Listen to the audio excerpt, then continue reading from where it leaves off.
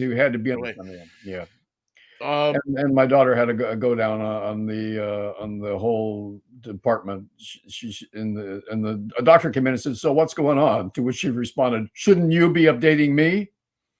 And that was the end of that. That was the beginning of that fiery exchange. He had nothing more to say after that. well, you see, that's the thing. And by the way, welcome to our show. He's Michael Knight. I'm New York Vinnie. This is Mikey and Vinnie Take on the World. And at the opening of the show this morning, we're taking on the treatment you get from the medical community, which is about as bad as sometimes as you get from car dealers. But the car dealer's been waiting for you. Yeah, The car yes, dealer has been waiting. They're looking out the window, waiting for somebody to walk onto the lot. Somebody, please buy a car the old-fashioned way. at least when you go to the car dealer, the end result is usually maybe you paid way too much for it, but you're going to drive out of there with a car. Uh, You know how they call it when they're everybody's looking out the window? well, I think I do, but I can't remember off the top of my head. Up. Up, yes, yes, you're up. One up. You We got to used to call say it. that in my father's gas station when a customer would come in. He'd holler, "What up?" Be somebody's out at the gas pump. Oh, anyway, well, yeah, with the medical community, yeah. I mean, you have to, and this goes true for anybody out there who's dealing with this kind of thing. You have to a advocate for yourself, and Yes. b have somebody that can advocate for you.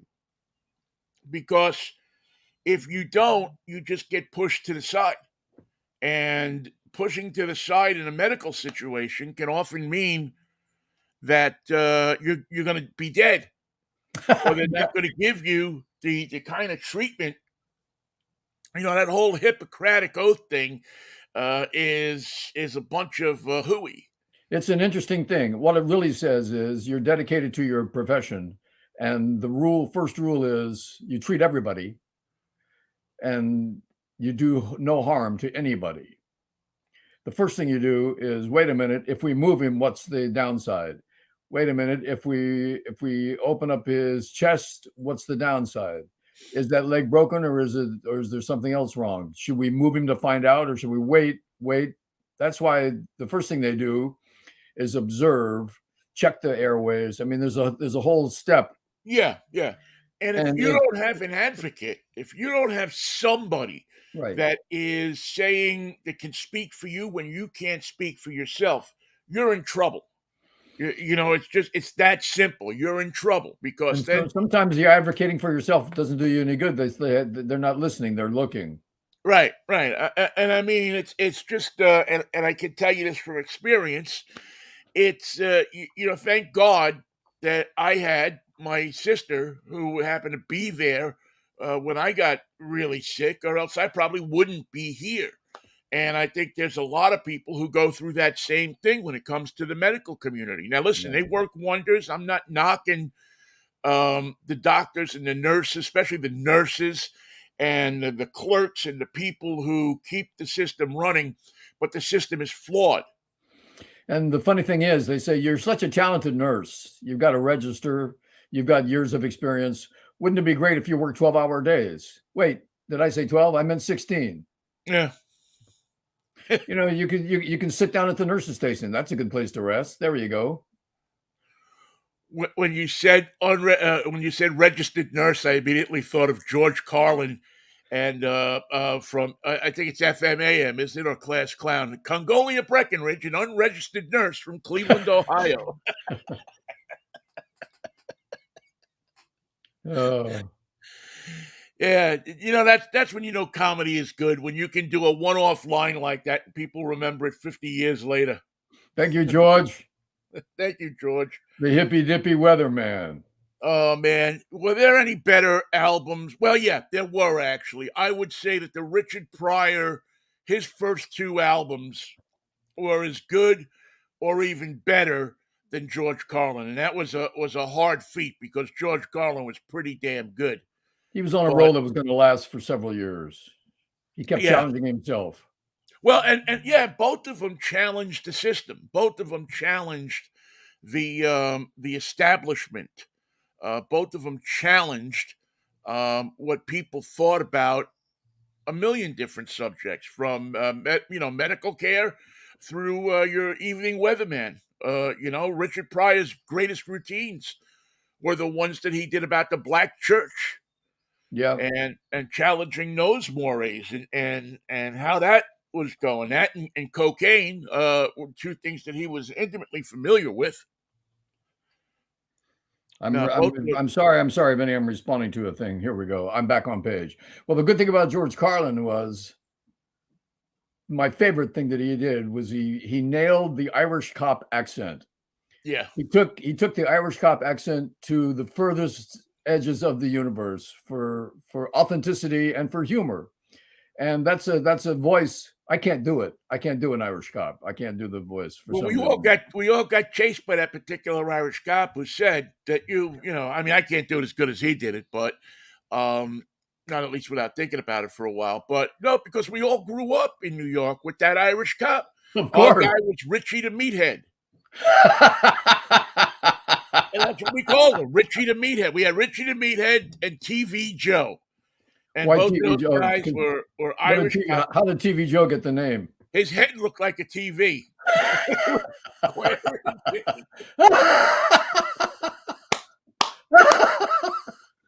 And I got to assume that the other guy looked like a meathead.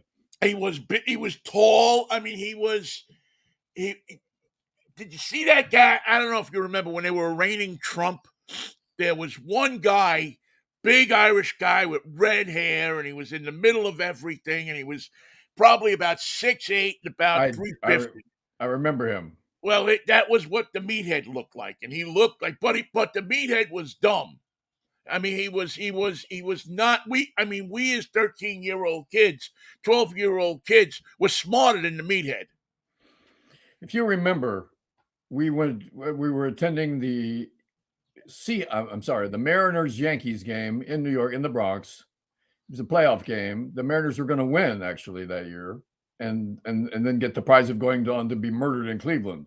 Yes. But the parking for the press was in a certain spot, and we had to sort of wait for the cop to go. And there's a big, tall Irish cop in the middle of the intersection going, "All right, over here, you over there, over here." And I'm going, I got the window down. I'm going, "Oh, this is a symphony. Let me hear that voice again." And he's yelling. He's directing traffic, but he's yelling at him at the same time. "You over there, over here." Oh God, I couldn't. It was. I've remembered it all these years. I can't tell you what happened in that game or even what the score was, but I remember that cop in the intersection directing traffic around Yankee Stadium with a pristine accuracy. If I could just do the accent, I'd be in heaven. We and we grew up. See, when we grew up, we kind of had more of the second generation of the Irish cops, because you still had. I mean, when we were growing up, you still had to be 5'10", I think it was, or 5'8" to be a cop. Right. You still either had to be Italian, pretty much had to be Italian or Irish. And really, if you were Italian, you went to the Department of Sanitation much more than you went to the police department. Paid better.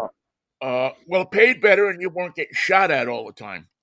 But now, of course, you can ask the people of Louisville. It doesn't make much difference what you were doing. Yeah, now you could be a priest or a Boy Scout leader or anything and still get shot at. That doesn't make any difference anymore.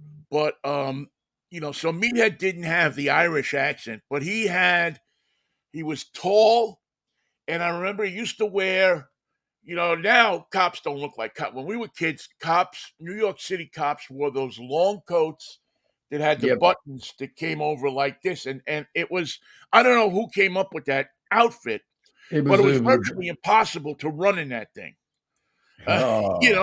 Your legs, if you were a big guy, your legs would get tangled up in it.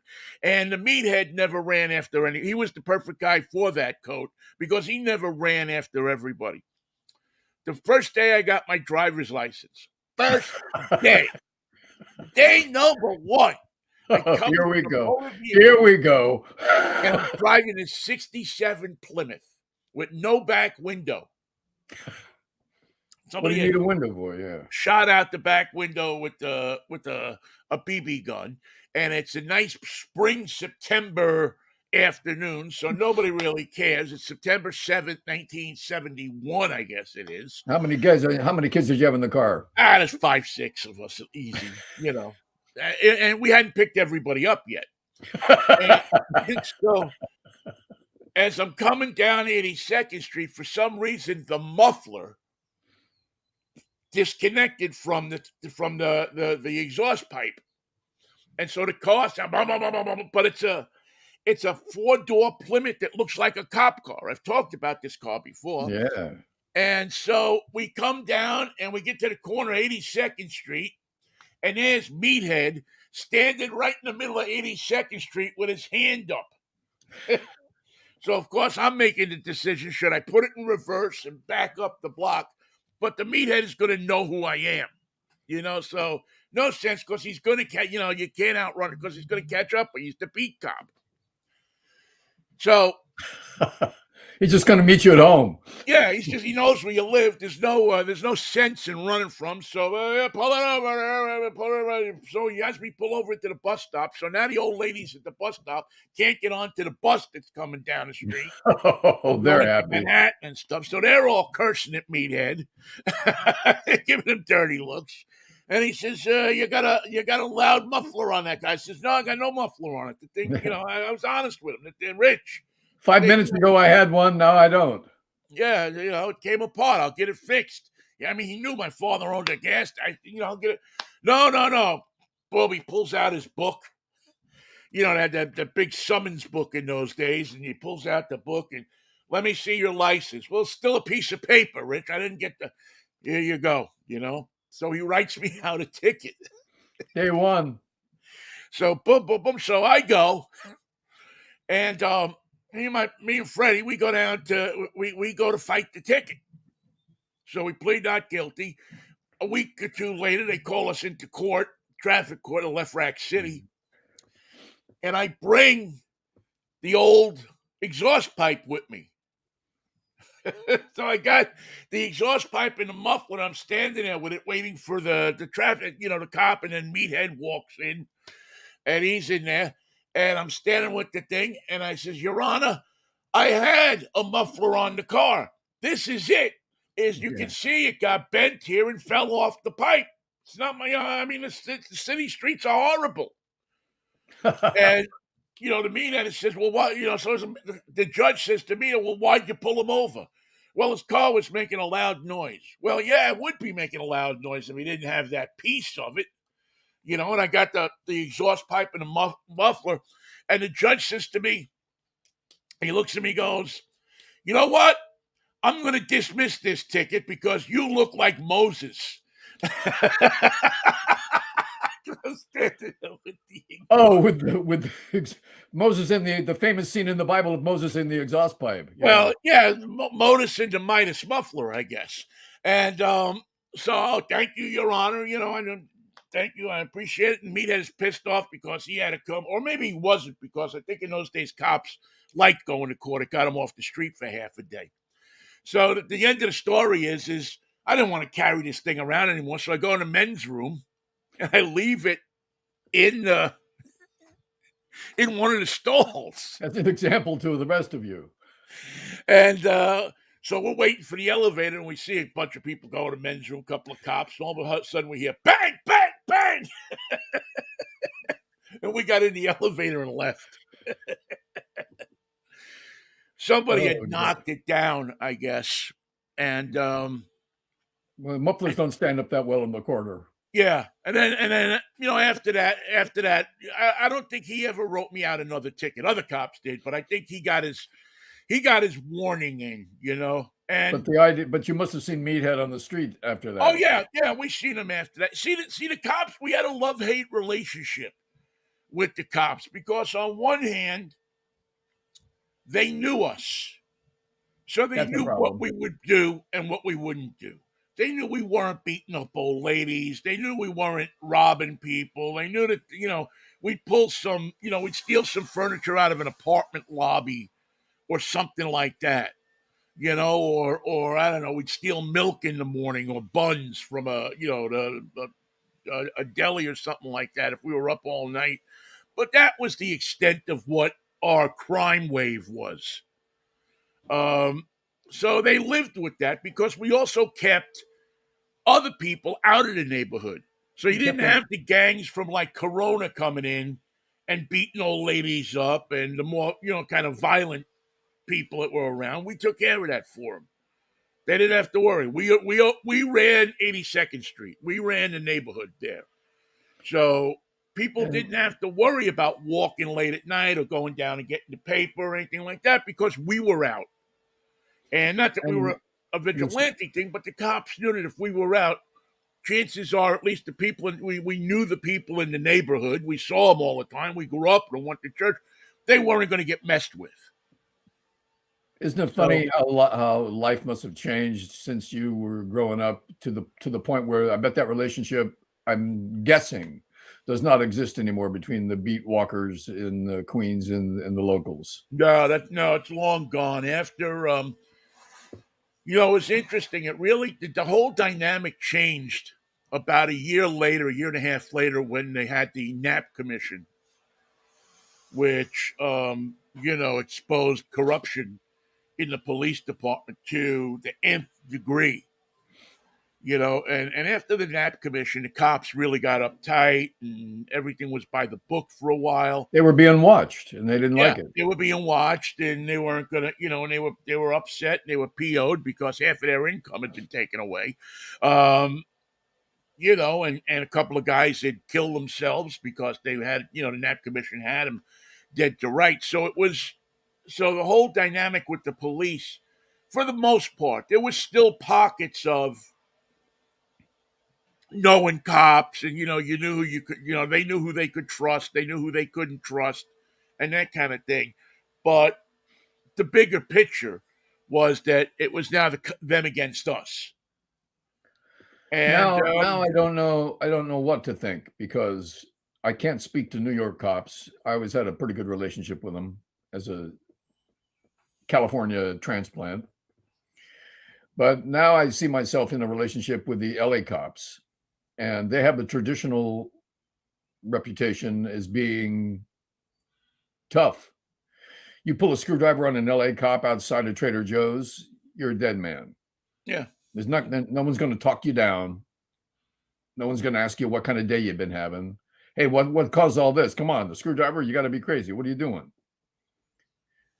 And the same can be said of another law enforcement agency that we have to deal with because LA County is so huge, 10 million people reaching from Long Beach all the way out to the San Fernando Valley.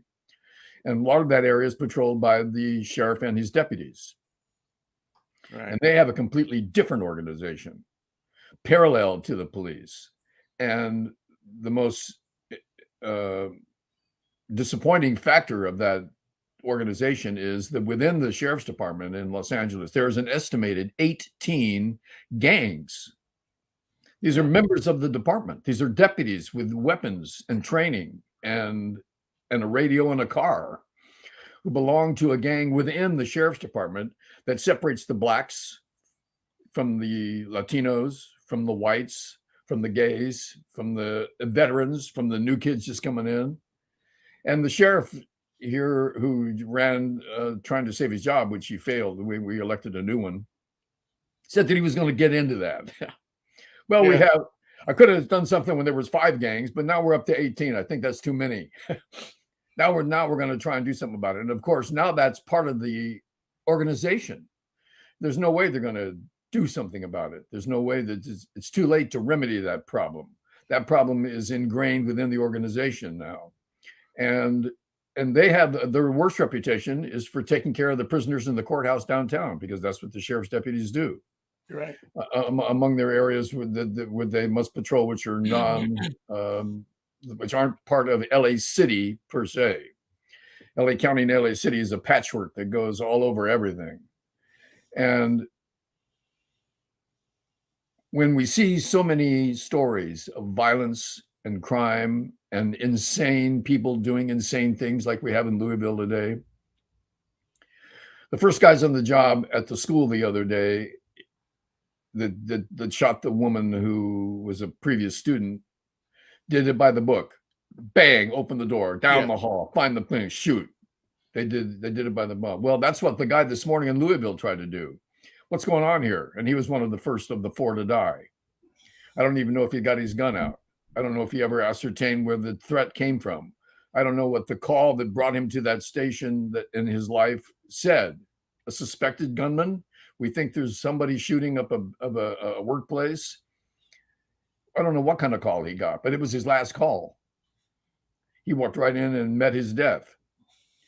And the pressure on someone who lives in a world where that is their job is unrelenting, to the point where you don't even feel it anymore. It's so constant and so huge, that idea that the next thing you do is going to be your death never registers fully in the brain and never leaves it entirely. Yeah, you can suppress it as much as you want.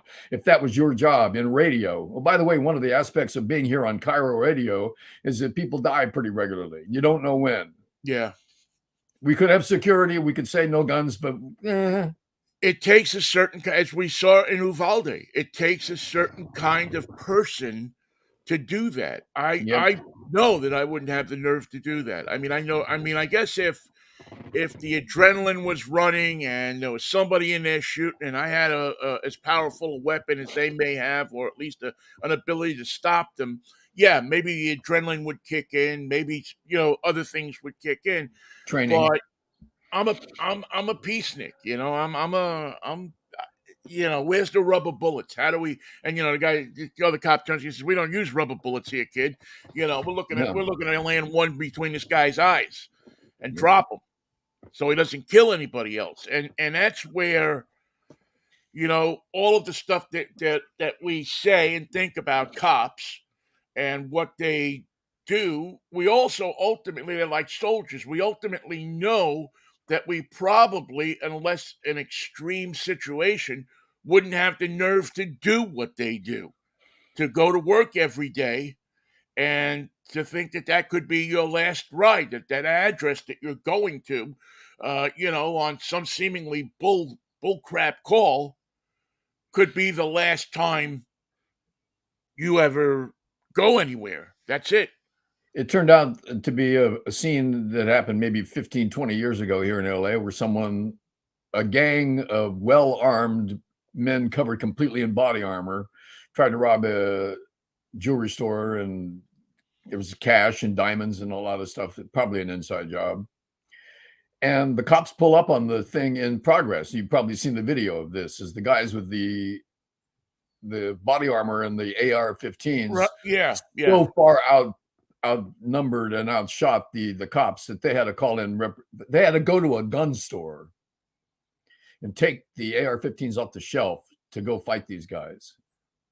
And that led to a reimagining of what a cop has to carry with him to be an effective defender of the peace. How can you stop a gang of three guys who are so far out shoot you and outmaneuver you that you can't even engage them? You can't step out from the side of the building without the whole side of the building being gone with the firepower that they managed that day. Yeah. And it was only a sharpshooter that managed to get the guys between their mask and their chest peg. You had to get somebody. They had this much spot. Shoot him in the neck. You shoot him in the neck. I can't even stuck my head around the side of the building. It was a horrible day, but it was a turning point. And the only result of that was we all got better guns. We didn't eliminate the source. We didn't eliminate the problem. We eliminated that one uneven aspect of who's armed with what. And now everybody gets the AR-15. It's the gun of choice for everything. And doesn't it make you sit there and wonder why in the world we still even make them? Why in the world doesn't it make you wonder why doesn't the city of New York, the police department, say we've had enough? Right now we stand for no guns for anybody. You got a Second Amendment, stick it where the sun don't shine. Here's what you can do with your Second Amendment. Yeah. We're dodging the bullets, and you guys in suits at the NRA headquarters are not. You want to come walk the streets with us in New York for a couple of years and get an idea of how the real life works, or do you just want to talk to Mitch McConnell and get another vote? It's the question I ask of most gun advocates that I meet. Why do you need an AR-15? Why do you need a weapon that can cut a deer in half and butcher the damn thing, while it's still on its hoof? Why? What possible reason do you have? If you had and they'll often answer, well, it's sport. Well, no, if you have a 22 Daisy rifle, and you use that to shoot beer cans like we did in Boy Scout camp off of a window ledge, in an abandoned shack, that's sport. Having a machine that can fire 100 rounds a minute and where the bullets explode inside of people, where it disfigures them to a point that you can't identify them if they're little kids, and often if they're adults, that's not sport. No. That machine has one purpose, and that is to kill somebody and to maim them in the process of it. And that shooter in Nashville that went to the school that she had previously attended got off, 160 rounds in 5 minutes? Yeah. And God knows what she would have achieved had she had another 10 minutes, because she had the ammo with her to go further. Right. Had you not had a bunch of cops who worked on the edict of you go toward the shooter, and if it cost you a cop or two, so be it. The idea here is we have to stop the person with the gun. Well, if you didn't have that kind of gun available to people, if it was much harder to get that gun, if you had to go through if all those guns, those particular types of guns were confiscated, and if you got caught with one, you would go to jail for 50 years. If you made the penalty so harsh. But listen, we won't even make the penalties harsh for drunk driving in this country. We won't even make the penalty for driving while intoxicated and killing somebody that harsh, because one of the hallmarks of America is that life is cheap. Is that your life There's really a lot of us, comes down to it doesn't matter. and we need apartments to be available. So this is one way to achieve it. Right. We as we saw during the pandemic, life means nothing to people when it's in the pursuit of monetary gain. And yeah, and whether it be by gun or by pandemic or by chemical or by whatever means, life to a certain group of people in this country means nothing. Just lay low. Don't say anything. Don't make any comments. Talk about thoughts and prayers if you absolutely have to. Mention mental health. That's the buzzword now. These aren't problems of guns. These are problems of people with mental problems and guns. Just don't mention the guns. Mention the mental problems. Right. It's true. It's true. We, if you, and yet, for as much as you mention the mental problems, do you do anything about it? Do you increase funding for mental hospitals? Do you come up with laws that say if you have a mental problem, you should not have a gun? Getting a gun should be tougher than at least getting a driver's license. If you have any kind of mental instability or drug addiction or anything like that in your past, do you want Mike Lindell running around with an AR-15? Does that make you comfortable? It makes me uncomfortable that he already has a pillow, because he could use that as a weapon, and I think he Yeah, probably has in the that past. it shouldn't have a pillow. Now, I'm not saying that Lindell has an AR-15 or that he uses one. Who knows? I don't know the guy's personal life, but I do know And I'm not that, saying that he's killed anyone with a pillow. right. But although that seems like more of there's a It reason seems, this guy is so obsessed with pillows. it seems I'm more not saying, likely. I'm just Yeah. saying. But the reality is, at some point, this country, our country, that we love so much, places a very low value on human life. Yeah. And until we change that, and I know that I hear the question coming already. I hear the text coming. Well, what about abortion? Well, that's a bit different. That's control of your own body. Right. That's that, and we can argue all day one way or the other. I don't know that there is a solid answer to it, but until we I know think the there solid is. answer, I think the solid answer is a woman has that choice. A woman has that right, problem. A is, woman is has that that concern. A woman has that responsibility.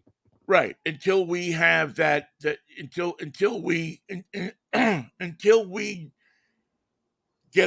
go to science and get away from religious thinking on this on abortion. We're never going to solve the problem, but ultimately, people should have the right. Women should have the right to make that decision.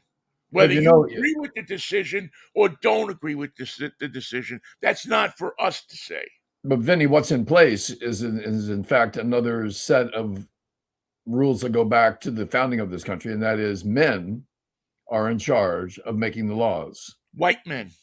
White men, preferably old white men. And that's why you get the laws that you have. One of the laws that they made was women don't get to vote. Why? Well, if they get to vote, they will vote. And that's not what we want. We want men to vote. We can appeal to men. We can understand men. We can tell them what to do.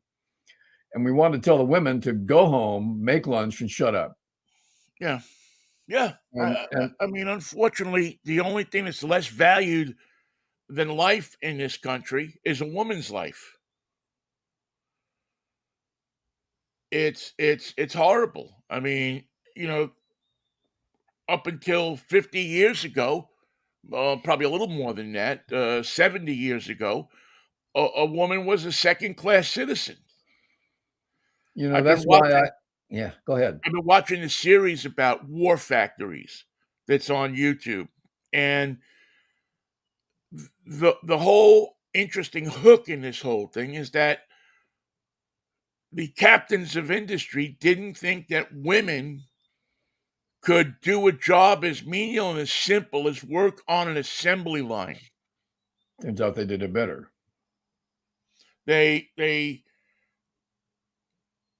how can you have a woman put together a machine gun? She doesn't have the capacity to do that. She doesn't have the brains to do that. God, she won't even be there 1 week a month. It really is amazing when you think and look at some of this historical stuff and realize just how superior white men thought they were, not just to women, but to everybody. And to everything. My late mother, Marjorie Knight, told the story during World War II while my father was in the Navy. She and her sisters were working at Standard Oil in Richmond, California, doing the entire production that all the men had done. There were no men there. They were all off to the war. There was probably some executives walking around in suits. You can bet on that. But the production line, the functioning of Standard Oil from early morning till late at night was all on the back of the women of California. The day that peace was declared, VJ Day, victory in Japan, victory over Japan, she got canned. Along with all the other women. They were all fired by the loving, appreciative idiots at Standard Oil on the same day. That's why I will never put a gallon of Standard Oil in my car. Never have, never will. I'll drive across town to get to an Arco and pay 5 cents less than for the convenience of giving $1 to the bastards that fired my mother when peace was declared. I'll never forget it. I'll never forgive it. And I will never stop telling people that story. That's who Standard Oil really is. They will fire your mother. Yeah, my dad has a horror story with Mobil, which is Standard Oil on the East Coast. Right. I mean, they were a ruthless company that that had no heart, no. You know, they were one of the first companies to be run as a heartless corporation, as By the opposed Rockefeller to family. a family business. Well, my father would never vote for Rockefeller for governor. He got a little too close to the Rockefellers for his own safety.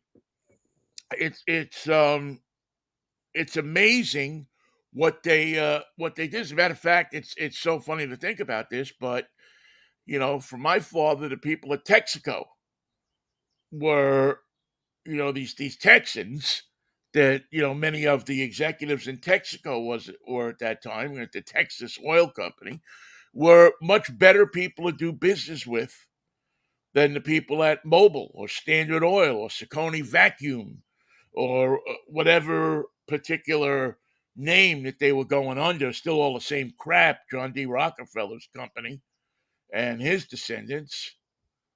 But he always found the people at Texaco and the people at Gulf, which was out of Pittsburgh, much easier to deal with. Their corporate philosophies, the way they did business, was just much easier to do business with them than it was to do business with the people at Mobil or Standard Oil at the time.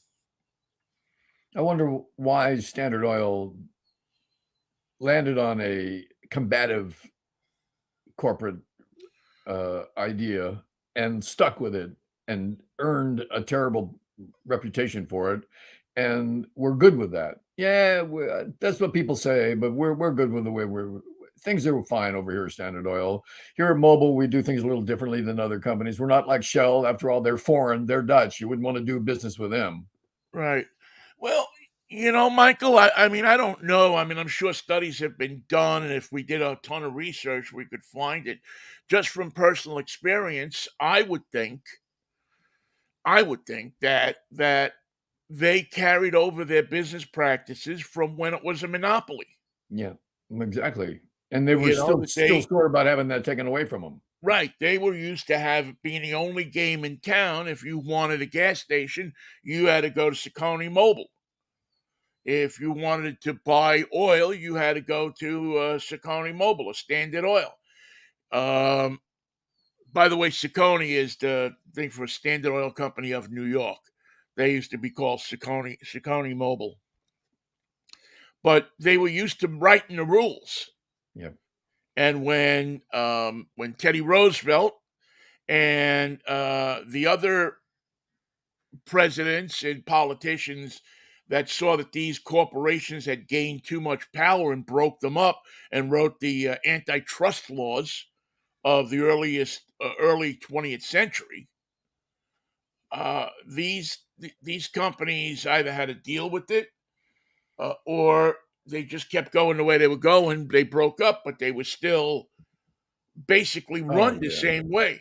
They changed their corporate structure, but they were still why. I wonder why they called it a trust, because it seems to me that would be the wrong word to use. Yeah, What we got here? I think it was because they had it was one corporation in many cases operating under the guise of many corporations that were all held by a blind trust, that were held by it was all it was like Trump's things. They're all in blind trust, but his kids all run them. I was just thinking of Trump, because in the recorded conversations, Michael Cohen is saying, we're going to form a company. That company is going to get an invoice. They're going to pay us $130,000. We'll give that to Stormy. You reimburse me, but you don't reimburse me. You reimburse this other company. They'll give me $130,000. And who's this other company? It's you big idiot. It's just like we always do it. And do yourself a favor and leave a paper trail, so in the future we'll be able to find out exactly what you were doing. Yeah. Kind of Tussy Pots, unbelievable. Which the translation of Tussy Pots? Stupid. It's too stupid. No, Tussy Pot. You got no brain. You got nothing in your head. I love Italian curses because they're mostly literal. And they're magical because they're poetic. Tussy Pots. It's beautiful. Yeah, Tussy Pot. Fanculo. Everybody thinks it's fangul, but it's actually up your ass. Fa un culo. Culo. Now that you got to admit, in 39 minutes of the show this morning, we've covered a lot of ground. We started with the medical community, and now we're doing proctology. Fanculo. That's the great thing about you and me, Mikey. You never know exactly what the hell is gonna And we say it's Yeah, information and entertainment, and you can't deny that it's not both. It's information, it's entertainment, and it's that magic that puts them together. it's two things in one.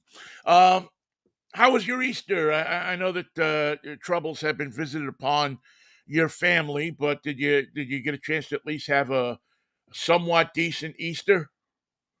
We paid a visit to the hospital where my grandson is. We didn't do anything formal. No Easter baskets. No. What I missed was hiding the Easter eggs for the kids Yeah, because there is no number of times you can hide the Easter eggs that will satisfy them. You can hide them, they find them. You can hide them, they find them. Hide them again, they'll find them again. What do they want? They want you to hide them again. yeah, There's no that's end it. to it Well, that's your because job at that age, right? it's your job. Find the egg. Find the egg. That's your job. And it's a great job, especially when you're close, but you can't find it. Ooh, you're warm. Getting Ooh, warm. Yeah, you're oh, warm. I get cold. Wait a minute. So that Oh was that man. was our Easter here. It was pretty quiet. And it was a day that I mark for another reason because I am pleased by simple things. And because I live in LA, I like the weather to be warm. I don't want any surprises. I don't want it to rain, although we welcomed all the rain that we got. I don't want it to snow or blow. I don't want there to be a fire. I want it to be just like it's hit today. 80 degrees. It hit 80 yesterday. I do not wear long pants, so I'm in heaven in that we're back with some things have been visited on this town that normalize everything. And it seems to me it should be 80 degrees if you're going to do business in LA. If you're flying into town, pardon us if it's only 65. Come back another time, it'll be 80, I promise you. It's the welcoming mat for LA. 80 degrees and sunny. Right. We want the California that Brian Wilson described, the one that we were sold, as opposed to the one that really exists. She's so fine, my 409. I save my nickels and I save my dimes. Can you imagine buying a 409 by saving nickels and dimes? I don't think so. Giddy up, 409. Before I knew there would be a time when I would buy a brand new 409. There was a disc jockey and top 40 KFWB named Roger Christian. And Roger Christian became famous as a disc jockey. He was a KBLA, he was a KHJ, he was a KFWB for years. But many people forget that he was also, and you can check the albums that you have at home, a lyricist for Brian Right. Wilson and wrote some great songs with him. And he was especially good at capturing the poetry around cars, their parts, their descriptive phrases, how cars would do. Giddy up, when you tell your car to giddy up, it's jerking. The engine's going faster than the body is. That's a Yeah. giddy up. Boom, boom, boom, boom, boom. Yeah. I don't even know if he's still alive or not. No, he's not. But yeah, he wrote. I mean, there was such a confluence of people who wrote whimsically and magically Yeah. about automobiles. We had on drive time we do that cartoon of the week, and we pick Yeah. a car song out, and it's just so many. I mean, it's a fertile ground to go back and write and to find music written about mobility, about Remember, cars. remember the Johnny Cash song where he works on Oh yeah, that was one of the he first work, ones we played. He takes a Cadillac home part I by gotta part. and what year is this car? Well, it's a 49, 50, 51, 52, 53, 54. It was a 49 Cadillac. Brought it on home. One part a day he would bring home. And we, as a matter of fact, I just listened to last Friday, and we didn't play this as our cartoon of the week, and maybe I should have. I should have made an exception. I have a rule that I try not to play a song that I played already, but the Right. show's been on long enough now that people probably don't remember the first time I played it. But I don't know if Roger Christian wrote this with Brian Wilson, but there's a great song called "Spirit of America" that the Mm, Beach Boys do that was written about Craig Breedlove, right. who, for those who might not know, passed away this last week and was the fastest man on wheels. He was the first to break 400, 500, 600 mile per hour barriers in his jet propelled car, the Spirit of America. and we've done the show. I've done the show from the Bonneville Salt Flats where this Saw stuff your takes picture. place. Saw your picture on Facebook this weekend. Yeah, and it's really it was an amazing thing for people, man, to go that fast while still connected in some short way by four little piece patches of rubber to the ground. And And Did Breedlove build his cars? Was he involved in the design and I, the? I'm sure he was involved in the design. Yeah, yeah, I'm sure he was. I don't know if he was the complete engineer because they had jet engines. Can you imagine being the guy at the garage and here comes Breedlove? Guys, oh God, here comes Breedlove. What does he want? What he always wants. He wants to go 600. He wants to go faster. And I know that they put a variety of different jet engines, bolted them onto those cars, and really they weren't cars more than they were rocket engines Right. with four wheels on them. But I mean, I know the sensation of going 200 miles an hour, I do and that's not. pretty, It's you hairy. know, it's pretty scary. I mean, your senses, your adrenaline is moving. I can't imagine what 400 or 500 miles an hour or 600 miles an hour must be connected to the, again, this is connected to the ground. I mean, you go 600 miles an hour in a plane, but it doesn't feel like it because you're high above the ground. It's a big How object. how did he prepare the salt flats so he wasn't going to come up upon a culvert? Just a little, you're going 600 miles an hour. You see a sign that says dip. Yeah, I think that was the allure of the track area, is that it was the flattest and most well maintained part of the salt flats. You can go onto the salt flats. Well, you can drive on the track, but that particular piece of the track, I believe, is maintained by the Bonneville Timing Association, and that's a group that has charge of maintaining and keeping that track. It might be the California Timing Association too. I forgot now, but there's an association that is charged with maintaining the integrity of the track. That includes bumps and potholes and things. And it's become tougher over the years because the layers of salt. Matter of fact, they had to cancel Speed Week a couple of years ago. Matter of fact, I think they've canceled it a couple of times because there wasn't enough salt on the track portion of where they wanted to go to set speed records, and it was deemed unsafe Mhm. because there's a certain amount of salt that has to be on top of the surface.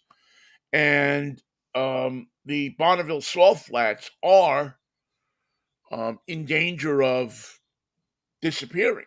Now, the good news is that the Great Salt Lake is also drying up. So there'll be a brand new Bonneville salt flats in a matter of no time here, within 100 years. And will they change the name to No Lake City?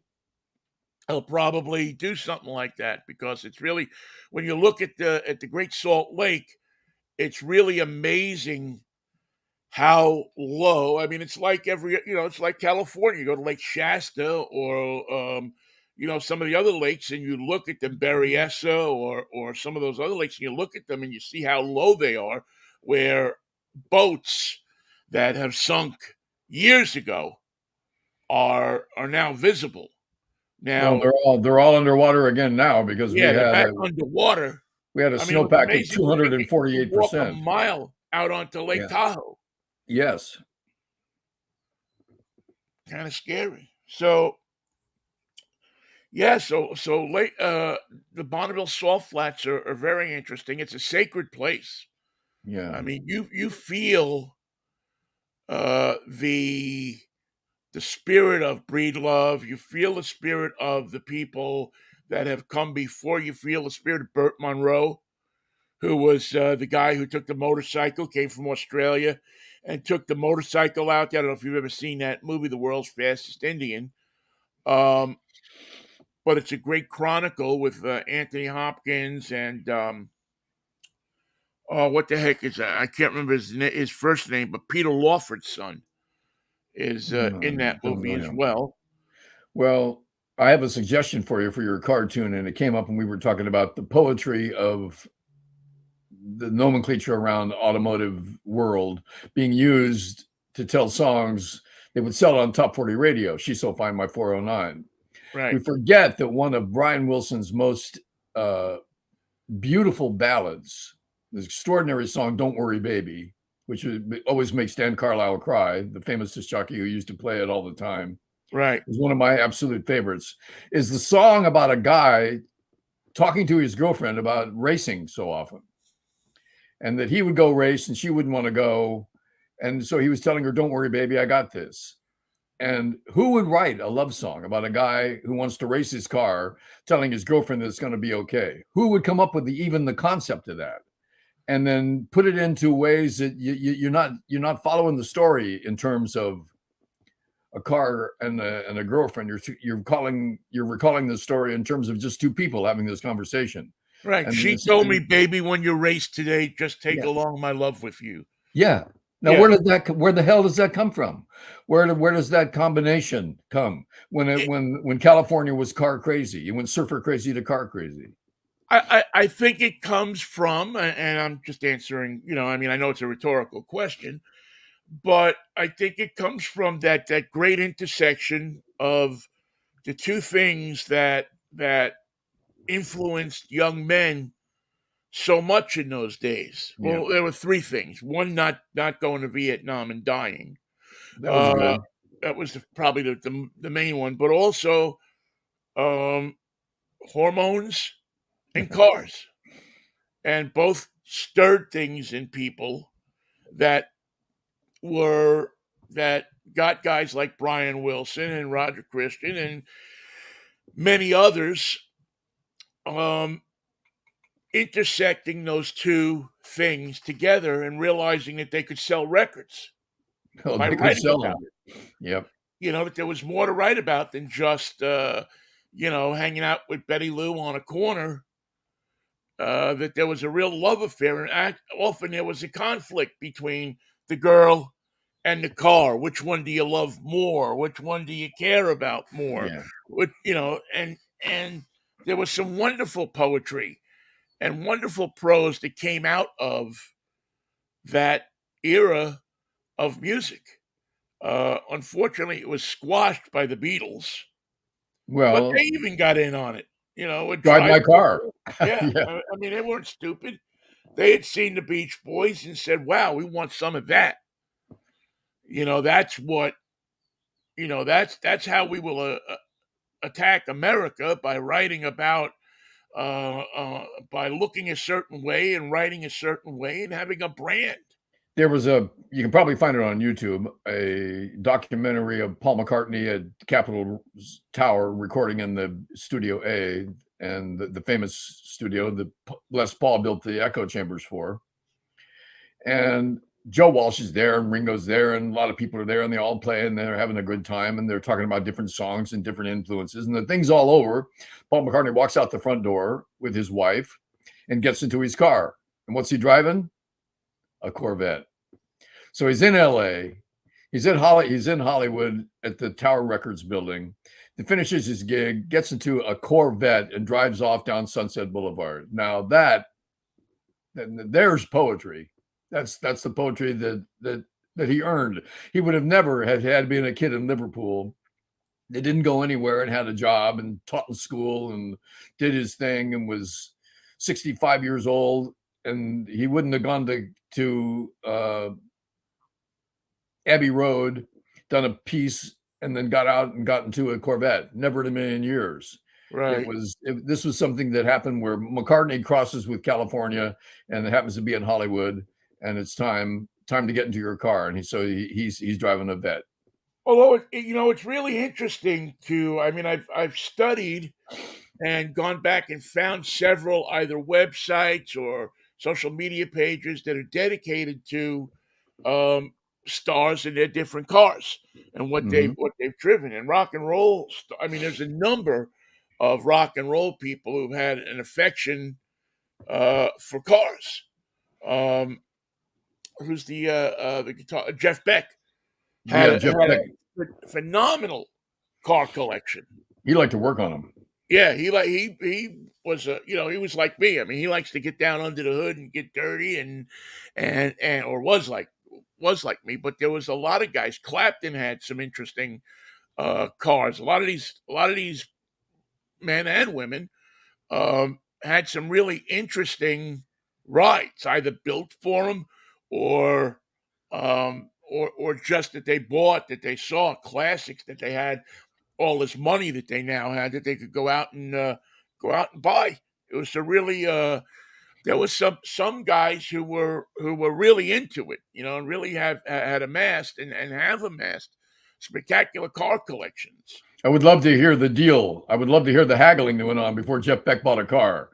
Does he know how to haggle? Can he haggle, or did we take him this time? I want to know. I want to know the final price. Springsteen has a car collection that's supposedly. I mean, if I do one thing before I die, I really would love to sit down with him and talk to him about cars, not music and everything. I know I've read about that, but I've never seen anybody kind of go into his car collection and why he had his love. I've seen a couple of his cars. As a matter of fact, not too many years ago, I was at the Rock and Roll Hall of Fame, and they sell stuff. They Yeah. have artifacts from their collection that they sell. And for $250, I could have bought Bruce Springsteen's insurance ID card for his 62 Vet.